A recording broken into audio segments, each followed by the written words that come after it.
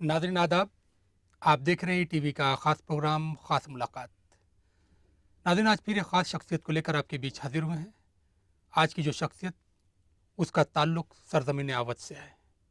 अवध की जब हम बात करते हैं तो उर्दू के एक ख़ास स्कूल का ज़िक्र होता है, ज़बान के हवाले से, बयान के हवाले से, असलूब के हवाले से।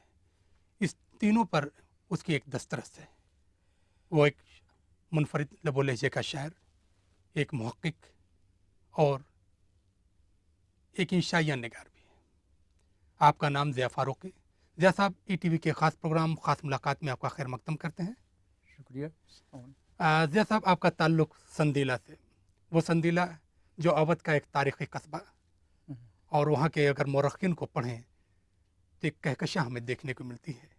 एक किताब तज़किरा मौरख़ीन जो हालिया दिनों मंज़र-ए-आम पर दोबारा आई है, जी, आपका ताल्लुक़ उस खानवादे से रहा है। मेरा अपना ही शेर है कि अब वो संदीला मेरा शहर निगारां है खामोश, कल जिसे इल्म अदब का एक जहाँ कहते थे लोग। जी, तो यह कस्बा संदीला फ़ख्र लखनऊ हो जाएगा। मीर मंसब अली उन्होंने आज से 100 साल पहले कहा था। जी, तो यकीनन वो लखनऊ का एक महल्ला, एक तहज़ीब संदीले के अंदर थी, जहाँ के शरफा के अपने करीने थे, अपना एक रख रखाव था।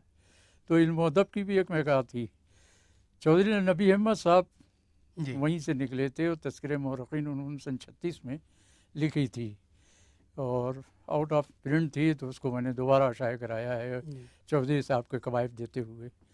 उस किताब की अगर आप अहमियत की बात करें तो मैं समझता हूँ कि मौरख़ीन के हवाले से आम तौर से हमारी मालूमात नाक़िस हैं, जी, ख़ुसूसन जो मुस्लिम दौर हुकूमत में लिखी गई, चचनामा से लेकर और बहादुर शाह ज़फ़र तक के जी, अहद में, तो सब आदि कुछ के हवाले मिल जाते हैं।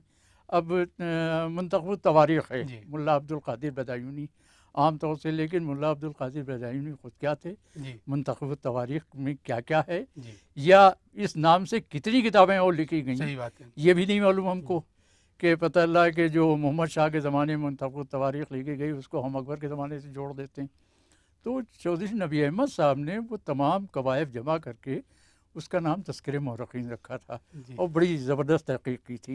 जिस तरह से आपने तहकीक का ज़िक्र किया और तज़किरा मौरख़ीन की हम बात करते हैं, तो हमें ये भी देखने को मिलता है, उसको पढ़ने के बाद अंदाज़ा होता है कि उन्होंने अलीगढ़ मुस्लिम यूनिवर्सिटी की लाइब्रेरी से बहुत इस्तिफ़ादा किया उसमें। और यकीनन। ज़ाहिर-सी बात है, उस ज़माने में जिस तरह से लोगों का तहकीक का मिज़ाज था, उसकी एक स्पिरिट हमें देखने को मिलती है। हाँ, वो ज़माने में अलीगढ़ में भी रहे, आगरे में भी रहे। वैसे डिप्टी सुपरिटेंडेंट पुलिस वो सन 36 से पहले, जी, 36 में तो रिटायर हो जी, गए, जी, तो उससे पहले पुलिस में थे ब्रिटिश पीरियड में।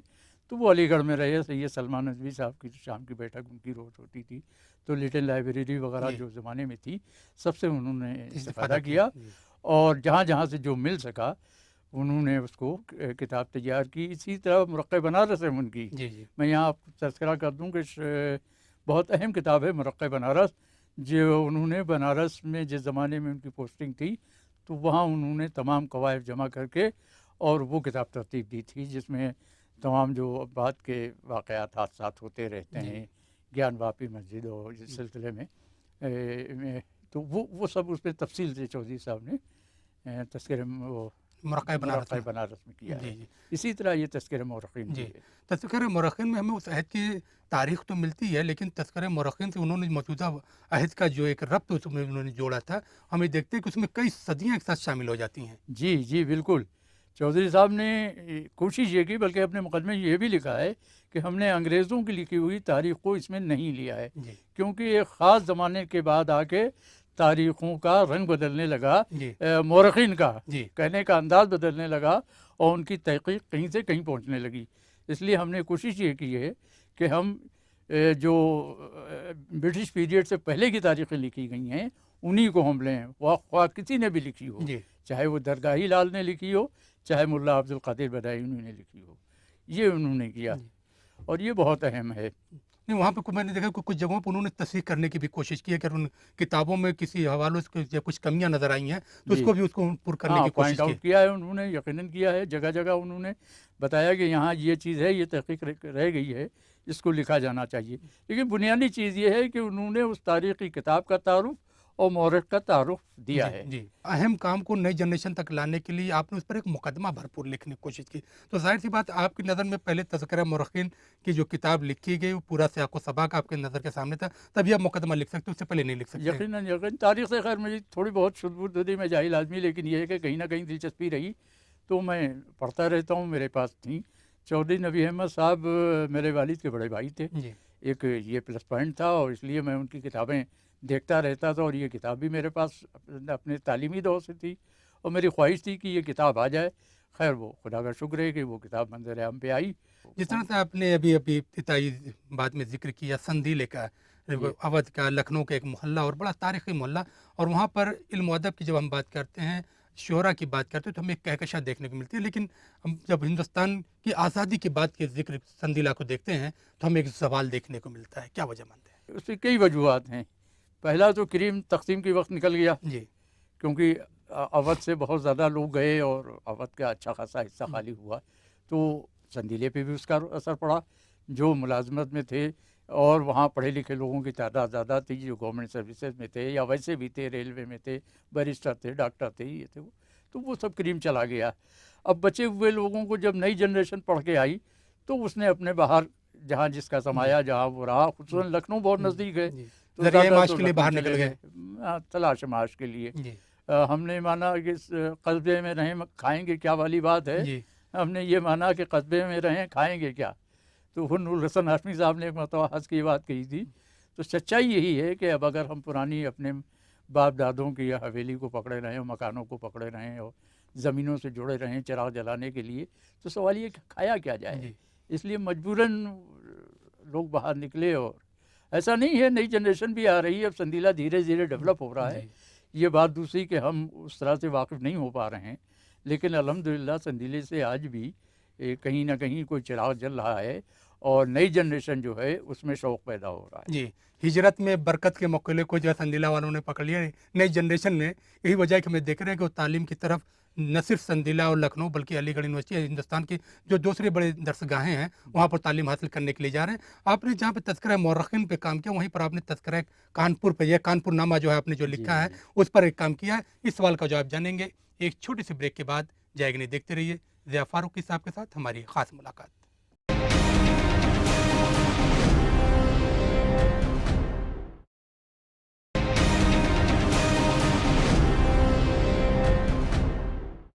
नाज़रीन, ब्रेक के बाद एक बार फिर आप सबका खैर मकदम, और आप देख रहे हैं टीवी का ख़ास प्रोग्राम ख़ास मुलाकात। ज़िया साहब, जहाँ पर तज़किरा मौरख़ीन पर आपने काम किया, और संदीला लखनऊ के बाद जब आप कानपुर गए, तो आपने कानपुर का भी अदबी हक़ अदा करने की कोशिश की। तो ये उसके बारे में जानना चाहेंगे कि जो है तारीख़ का वो पहलू, वो सबक जो घर से मिला था, वही था, उसकी जो है आपने तौसीक़ की है, या कुछ और वजूहात थी कि कानपुर नामा डॉक्टर लिखा? साहब, मैं जब कानपुर गया जी, तो ज़ाहिर है कि शुरू का अफरा तफरी का मामला रहा, अपने आप को इस्टेब्लिश करना और रोज़ी रोटी से जुड़ना। फिर जब थोड़ा इस्तेहकाम हासिल हुआ, कहीं न कहीं ठहराव आया ज़िंदगी की दौड़ भाग में या सोच में, जी, ठहराव कहीं आया, तो फिर मैंने देखा कि कानपुर तो 1801 से, जब वो बल्कि 1778 में अंग्रेज़ों ने इसको लिया था, जी, ग़ालिबन आसिफ़ुद्दौला जी, से, ये आसिफ़ुद्दौला के इंतकाल के बाद से जी, ये उनके कब्ज़े में आया। और फिर उन्होंने इसको इंडस्ट्रियल एरिया बनाने की कोशिश की और अपने फ़ौजी छावनी बनाई पहले सबसे, और फिर इंडस्ट्रीज़ लगाई। तो 1803 में ये ज़िला बन गया। तमाम लोग आए, उसमें पढ़े लिखे लोग भी आए, हमारे अकबर इलाहाबादी जैसे लोग आए और तमाम लोग नातिक लखनवी और जी, कौन कौन सब रहे। तो 1857 से पहले ही वहाँ एक बहुत बड़ा मरकज़ बन गया था, जिस पर बाकायदा कुछ नहीं लिखा गया। दरगाही लाल ने तवारीख़ कानपुर लिखी, लेकिन वो कदीम अहद की है, उसमें ख़ुसूसन अदबी लोगों का कोई ख़ास तज़किरा नहीं। कुछ और भी किताबें लिखी गईं। जी, तो मुझे ख्वाहिश हुई कि जो मेरे सामने एक मंज़रनामा मौजूद है शायरों अदीबों का, और ये कि लखनवी की ना देहलवी की तरफ हमज़ुबां में नहीं किसी की तरफ, ये कानपुर वाले जो कह रहे हैं, तो जी, आखिर ये क्या वजह है, इसकी जी, तलाश की जाए। चुनांचे मैंने फिर लिखना शुरू किया और मंजूम लिखना शुरू किया। तो पहले तो कुछ दोस्तों का तज़किरा हुआ, फिर वो बाकायदा एक किताबी छोटी सी शक्ल। किताब तैयार हो गई, जी, जो एक मसनवी कानपुर नामा के नाम से। यहाँ मैं खुसूसी तौर से तज़किरा करूँगा, शाह मंजूर आलम साहब, उनका जी, इंतकाल हो गया, जी, एक बुज़ुर्ग थे। जब उन्होंने वो देखी तो वो खड़े हो गए, कहने लगे ये अभी छपेगी। अच्छा, मैंने कहा हुजूर थोड़ा सा वक्त दीजिए और इसको मैं जी, देख लूँ। और वो कहने लगे नहीं, मुकम्मल मुकम्मल। जी। और वो उन्होंने कहा इसको छपेगी, तो आज वो वही इस तरह आपके से मंदिर सामने। आम पर आई। जी लेकिन हम देख रहे हैं कि एक तरफ लखनऊ, उसकी अपनी ज़बान, उसका अपना एक अंदाज़, जी उसके बाद दिल्ली, दोनों के बीच में आपको कानपुर मिलता है। जी कानपुर को भी अपनी शनाख्त कायम करने के लिए अपना एक अलग असलूब तय करना था। और जिस तरह से दरगाही लाल का आपने ज़िक्र किया, उस ज़माने में उन्होंने जिन लोगों का भी ज़िक्र किया, मौजूदा वक्त में उसकी अहमियत भले से न देखने को मिलती हो, जी लेकिन उन्होंने जो कुछ भी ज़िक्र किया, उससे हमें कुछ तारीख़ी सबूत ज़रूर मिलते हैं, जी उससे हम इनकार भी नहीं कर सकते हैं। तो मौजूदा वक्त में जो भी चीज़ें बढ़ती जा रही है, आपके कानपुर नामा के बाद कुछ किताबें और भी मंजर आम पर आई हैं, उन्होंने भी आपके कानपुर नामा और दूसरों से इस्तेफ़ादा करने की कोशिश की है। जी जी बिल्कुल बिल्कुल, ज़ाहिर है कि फिर वो एक बुनियाद बन गई। नए ज़माने में किसी ने इतनी तफसील से नहीं लिखा था, हालांकि मैंने मुख्तसर लिखा है, लेकिन बहरहाल कहीं ना कहीं हवाला मिल गया और उसकी बुनियाद पे उन्होंने आगे तहकीक की। और सलीम इनायती साहब वगैरह इन लोगों ने, फारूक जायसी है, नाजिर सिद्दीकी साहब हैं, इन लोगों ने मिल के वो किताब तैयार की। और वो किताब यकीनन बहुत अहम है, क्योंकि वो तफसील से उन्होंने सब दे दिया। जो मैंने इशारतन गुफ्तगू की थी उसको उन्होंने नस्र में तफसील से दे दिया। जी, इस तरह वो किताब बहुत अहम हो गई आने वाले वक्त के लिए। जी। ये जी, है। जी, एक ज़माने में कानपुर जो है बड़ा कुशादा था, सड़कें भी कुशादा थी। लेकिन मौजूदा वक़्त की अगर हम कानपुर की बात करते हैं, इंडस्ट्रियल हब की बात करते हैं, तो उसमें जिस तरह से इतना पॉश हो चुका है कि लोगों का गुज़र भी बड़ी मुश्किल से होता है। और आपका एक शेर है कि पहले था बहुत फासला बाज़ार से घर का, अब एक ही कमरे में है बाज़ार भी घर भी। तो जी क्या उसी की माशरत को रख के सामने कहा गया जी शेर? जी बिल्कुल, सूरत हाल तो यही है जी, कि तमाम शहर जो हैं आजकल जिस तरह से जी, एक गुंजलक होते चले जा रहे हैं कि रवायतों में चलो चल के बूदो बाश करें, जी। फ़कीर शहर के लब पर दुआश तलाश करें, और हुदूद शहर में रखा है क्या घुटन के सवा, हुँ, हुदूद शहर से निकलें हवा तलाश करें। क्या बात है। तो ये हुदूद शहर के अंदर इतना कंजेस्टेड है ये तमाम बड़े शहर कि सांस लेना दूभर हो रही है। तो जाहिर है कि वो तमाम इस शेर को जो आपने अभी पढ़ा है कि जी, पहले था बहुत फासला बाजार से घर का, अब एक ही कमरे में है बाजार भी घर घर भी। भी। तो ये एक आम उसमें भी सच्चाई है कि जिस गली में आप चले जाइए, अंदर रह रहा, बाहर उसने दुकान खोल ली जी, है और रह रहा है उसी कमरे में, तमाम गिरस्ती जी, उसकी। और अगर आप जदीद उसमें आए तो आज हम इंटरनेट और कंप्यूटर का ज़माना है, हम यहीं बैठे बैठे लाखों रुपए का सामान ख़रीद लेते हैं और हमारी डिलीवरी घर पे आ जाती जी। है। तो ये भी है उसका वो। हैं, तो दोनों तरह से वो कल्चर की नुमाइंदगी है। कल्चर की नुमाइंदगी, जी, कल्चर की जी। नुमाइंदगी तो है। आपको ये जानना चाहेंगे, जब आप संदीला से आपकी पैदाइश हुई और ज़ाहिर-सी बात जिस घराने में आपने आँख खोली, वहाँ पर इल्म-अदब का चर्चा बचपन से ही आपको देखने को मिला। तो शायर जहाँ पर नस्र नगारी आपके ख़ानदान में की गई, शायरी से भी वो था। आपको शायरी का शगफ कैसे हुआ? ये कहीं न कहीं जरासीम तो थे, जी, लेकिन मैं वैसे शायर मैंने सोचा भी नहीं था कि मैं अपने आप को कभी, लेकिन ये था कि कोई शौक़ नहीं था, ना इस तरह का था। मैं आपको याद जी, बताऊँ कि एक मरतबा फ़ना निज़ामी साहब ने जी, मुझे मैंने कुछ शेर सुनाए तो उन्होंने मुझसे कहा कि मियाँ शायरी आप किया करिए। जी, अरे मैंने कहा साहब मेरा माहौल नहीं हो शायरी वायरी। कले माहौल नहीं हो, मकान नहीं हो, ये सब बेकार बातें हैं। आपके अंदर सलाहियतें हैं, आप शेर कहा करिए। जी, लेकिन ये है कि बस वो कभी खुदनुमाई के लिए शायरी नहीं की, हुँ, बल्कि अपने दिल की आवाज़ पे कही और उसको अपने दिल की आवाज़ तक रखा। वो बात दूसरी कि धीरे धीरे वो खुशबू जो थी कहीं बाहर निकली और वो आप तक भी पहुंच गई। जी। तो यहाँ पे एक सवाल ये है कि जिस ज़माने में आपने सिलसिला शुरू किया, वहाँ पर उस्ताद और शागिर्दी का एक ज़माना था। लोग ज़ानू-ए-अदब तय करते थे। आज के ज़माने में लोग ज़ानू-ए-अदब तय करना ही नहीं चाहते। तो क्या ऐसे में ज़बान की अदब की तरसील हो सकती है? सवाल ही नहीं उठता। देखिए, या तो आपके पास किताब है, लेकिन किताब को पढ़ाने वाला भी होना जी, चाहिए। हम ये समझते हैं अपने वज़ों में ख़ुद कि हम साहब किताब पढ़ के हम डॉक्टर बन जाएंगे। अदब अदब है, अदब को पढ़ने के लिए एक उस्ताद की ज़रूरत होती है और इस चीज़ से लोग भूल गए। एक होता है एक क्लासरूम का, एक आउट ऑफ द क्लास जो हम पढ़ते हैं, वो उसका जो उस्ताद होता है वो बड़ा अहम होता है। आज जो हमारा नई नस्ल जो है, ये क्लासरूम के उस्ताद को ही उस्ताद समझती है और वहीं तक महदूद रह जाती है, चाहे वो शायर हो या अदीब हो। हुसन शायरी में मैं देख रहा हूँ कि वो कतई किसी उस्ताद को ये कहना पसंद नहीं करते कि ये हमारे उस्ताद हैं। अच्छा, मसला यहाँ ये भी है कि अगर मैं कह दूँ कि आप हमारे उस्ताद हैं तो लोग कहें क्यों भाई सप्लाई दे रहे हो आजकल। बड़ा मसला ये भी हो जी, गया है। अच्छा, हम भी शर्माते हैं ये कहते हुए कि सप्लाई नहीं साहब, ये 3 शेर इन्होंने हमारे सही किए हैं। तो ये जो आ गया है आज जी, के जी। हमारे दरमियान, तो ये बड़ा नुकसान कर रहा है। और हमारा मुताला क्लासिक पे उस हद तक है नहीं कि जो हम लफ्ज़ों को समझ सकें, पढ़ सकें और बता सकें। उसके पीछे एक वजह और भी है डॉक्टर साहब, जी, कि 20वीं सदी में जो मुख्तलिफ़ तहरीकें आईं, जी, उनका सब निचोड़ आया हमारे पास कब? 20वीं सदी की आखिरी 2-3 दहाइयों जी। में। तो इधर आते आते इतना आदमी मसरूफ़ हो गया कि ना उस्ताद रहा ना शागिर्द रहा, बल्कि जो हमने पढ़ा उससे जो लफ्ज़ हमने हासिल किए, उन्हीं के लफ्ज़ों की बुनियाद पर हमने अपनी इमारत खड़ी की। असातिज़ा के चबाए हुए लुक़मे पर हमने जी जी, इक्तिफ़ा कर लिया। दूर व नज़दीक की बाज़गश्त आप कोई मजमुआ उठा के देख लीजिए, आपको खालिस चीज़ नहीं मिलेगी, बहुत कम मिलेगी। कहीं कहीं कोई चीज़ें मिल जाती हैं, पुराने लोगों के यहाँ पढ़िए तो मालूम होता है कि साहब ये ख़्याल बिल्कुल इसके यहाँ नया है, इससे पहले कहीं दिखाई नहीं दे रहा। हमें ना उर्फ़ी के यहाँ दिखाई दे रहा, ना फैज़ी के यहाँ दिखाई दे रहा, ना गालिब के यहाँ दिखाई दे रहा, ना मीर के यहाँ, ख़त्म कर जिस दिया। तरह से आपने कहा कि कोई भी चीज़ दिखाई नहीं दे रही है और एक ख़याल का जब हम ज़िक्र करते हैं तो लगता है कि ये ख़याल नया है, लेकिन जब हम असातिज़ा को पढ़ते हैं तो लगता है कि असातिज़ा ने इस मौज़ू पर बहुत पहले अपने ख़याल का इज़हार कर दिया है। यकीनन बहुत पहले, भाई कोई मौजू असातिज़ा ने ऐसा नहीं छोड़ा है जो उन्होंने नज़्म न किया हो। जदीद शायरी में आके ये ज़रूर हुआ कि हमने उन पुराने लफ्ज़ों को नए अंदाज में बरता है, नए मसाइल के साथ सामने लाए हैं। या वो लफ्ज़ रदीफ़ काफ़िये में कि शुरू की शायरी में जो इस तरह से छिपकली हो, छछूंदा हो, मुर्गा हो, बकरा, ये सब जो आया है, तो ये एक तलाश थी।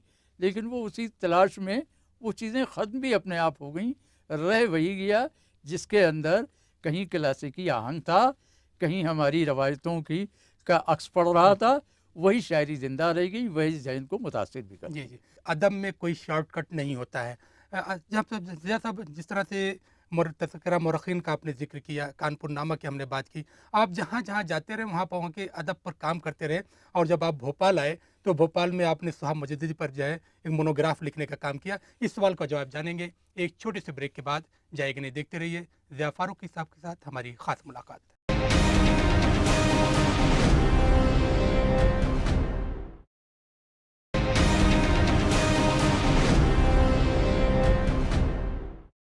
नाज़रीन, ब्रेक के बाद एक बार फिर आप सबका खैर मक़दम और आप देख रहे हैं टीवी का ख़ास प्रोग्राम ख़ास मुलाकात।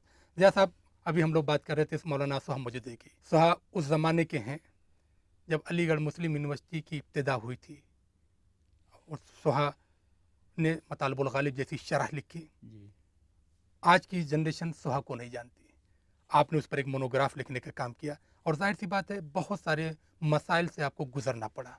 सोहा साहब का जिस वक्त मुझे दिल्ली उर्दू उर्दू अकेडमी से। एकेडमी ने मुझे कहा सोहा साहब पे लिखने, तो मुझे सिवाय जोश मलियाबादी के वो चंद लताइफ के जी। जो उन्होंने यादों बरात में सोहा साहब के ताल्लुक़ से लिखे, और या उनकी मतालिबुल गालिब, दो ही चीज़ें मेरे पास थीं।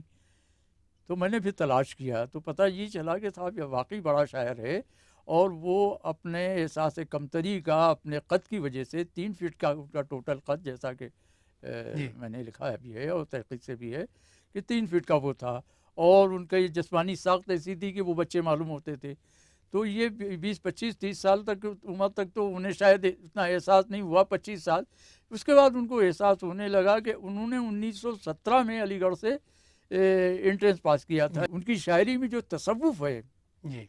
वो लगता है कि इसके अंदर एक फ़कीर छुपा हुआ था, एक ऐसा फ़कीर जो यकीनन आया और अपनी धुन में गज़ल ख़्वां गुज़र गया, जिसके लिए हम कहें, जी, और जी, या जो गालिब के लिए कहा था उन्होंने हाल ही ने। जी। लेकिन मैं सोहा मुजद्दिदी के लिए कहूँगा कि उस शख़्स ने और उसके बाद में 30-35 साल की उम्र से गालिबन उन्होंने शायरी छोड़ दी, क्योंकि यहाँ हमारे अख्तर सईद साहब ने लिखा भी है उनके अपने एक मज़मून में कि उन्होंने जब वो सोहा साहब 1929 में आए हैं या 46 में जी।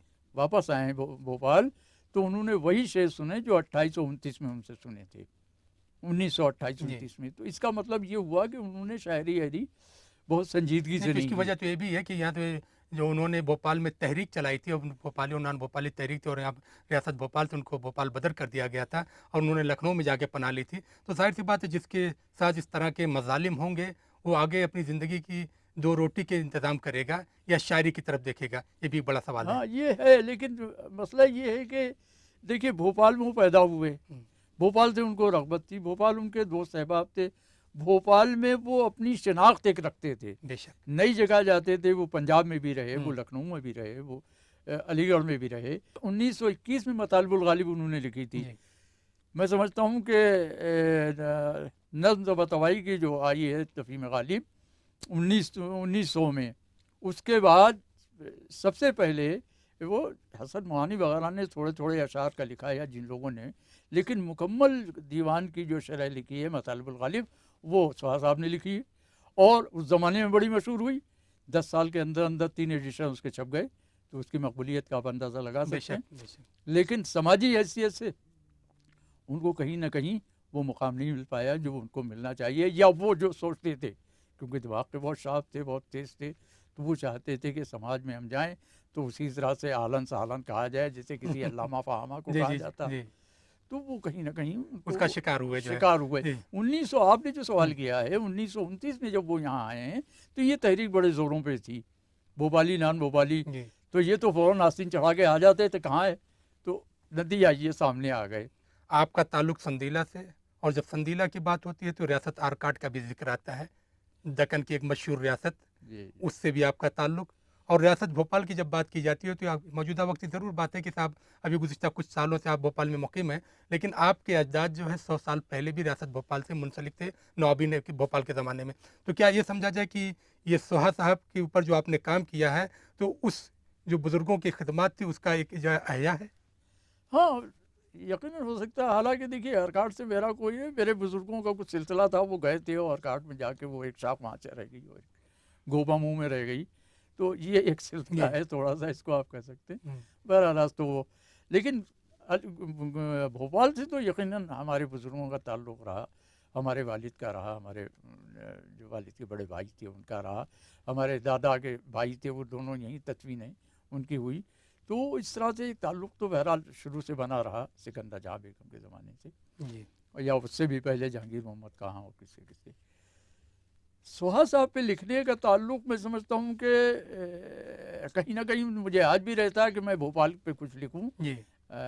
मैंने आपकी किताब जो बस्तिन में उर्दू अदब है, वो यकीनन बहुत तफसील से है, और शायद उसी से इस्तेफादा करते हुए मैंने सोहा को जो है ये जो मध्य प्रदेश के अदबी चमनज़ार जी। तफसीली मैंने जो मजमू लिखा था, वो शायद उसी से मुतासिर होकर लिखा था, या उसी से जी। आपने बहुत सारी शेरी मजमूए आपके आए, रक़्स गुबार की बात करें, दस्ते शब की बात करें, तो आपकी शनाख्त शायरी में जो है गज़लों के हवाले से भी है, नज़मों के हवाले से भी है, और पाबंद नज़में आप लिखते हैं, जबकि मौजूदा वक्त में इसका चलन ख़त्म होता जा रहा है। वो जानता है मुझे कि क्या हूँ जी।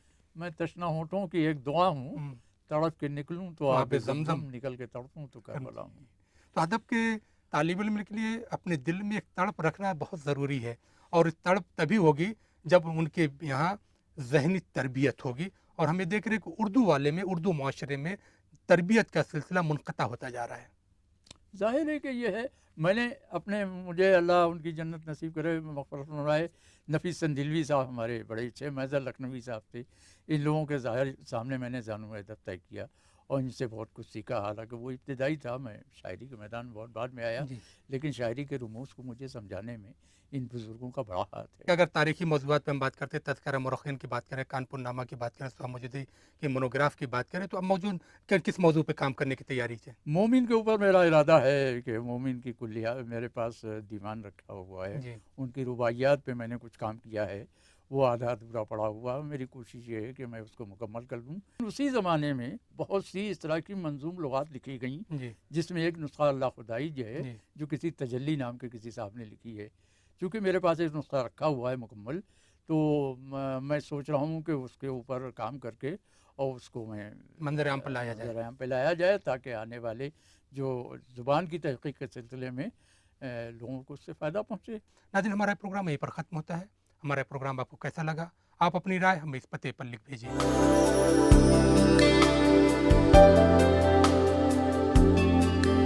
नाज़रीन, हमें उम्मीद है कि आपने हमारा पता नोट कर लिया होगा। अगले हफ्ते फिर किसी एक ख़ास शख्सियत के साथ आपकी खिदमत में हाज़िर होंगे। तब तक के लिए टीम के साथ मेहताब आलम को दीजिए इजाज़त। खुदा हाफ़िज़।